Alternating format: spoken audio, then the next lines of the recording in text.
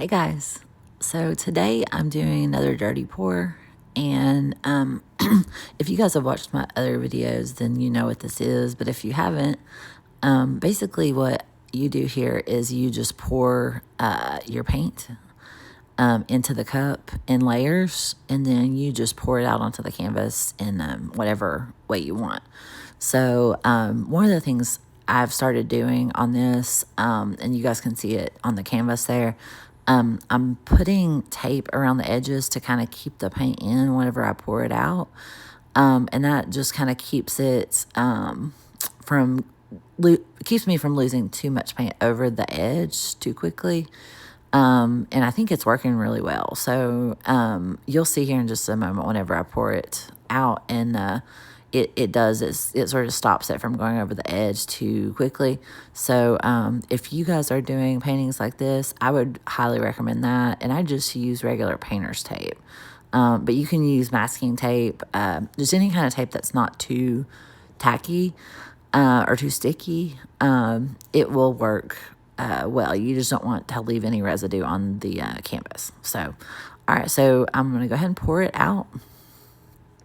And this time I just kind of stayed in one spot. I'm just trying different things every time I do a painting. I like to try different techniques and just different ways of doing things just to see what works. So this one, I think this is a really big canvas for me. It's a 14 by 14, I believe.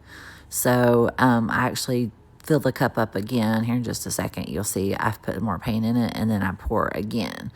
Because I was a little bit worried it was not going to stretch all the way over the edges once I took the tape off. So that's what I'll do here in just a second. And then there you just see me popping all the air bubbles. This one, a lot of mine lately, I haven't done, I have not been focused on having cells develop in the paint. There's different ways you can do that. If you guys have watched other artists on YouTube, there's the quickest way to do it is to use silicone. I am not using silicone any longer. It's non-archival, and it does kind of make a mess, especially if you want to varnish your painting later. So I'm no longer using the silicone. But you guys, if you're just doing these paintings for fun, you are, welcome to use silicone, and it will help you develop those cells pretty quickly. So if you guys want to do that, that's perfectly fine, but you won't really see me doing that on any of my videos. So, all right, so I'm pouring out some more paint there, and then I will start tilting here in just a moment. I'll go ahead and get off here and let you guys watch, and then I'll be back in just a moment.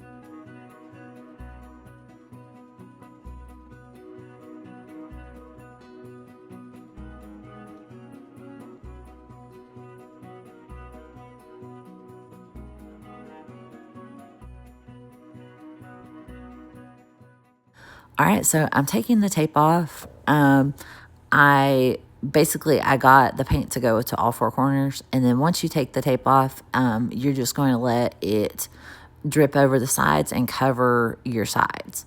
I get the gallery wrapped canvases. I think they just look more professional. But if you guys have just the regular artist canvases, the ones that do not have it's like an inch depth for the gallery wrapped ones. The other ones are a little bit thinner than that, maybe like a half inch or even less. But if you guys have the regular canvases, that's fine too. Just if you tape it, just the one thing I do before I tape it is I actually paint the sides, one of the colors that I'm using. So this one I painted it a dark blue, and it just gives me better coverage. So that's one thing you just want to do. It just makes it easier for you. And then the other thing I wanted to mention is my paint. You saw whenever I was pouring it out, probably that purple color, the lighter purple color, it has some lumps in it. Some of my paints were doing that. I'm really not sure why. If you guys get that, I'm still using it. Just because I didn't want to waste the paint. I just have to check and just make sure that none of the little blobs of paint get on my canvas when I pour it out. And so far they haven't. They just go over the sides. So, but I have had like one or two that kind of wanted to stick on there.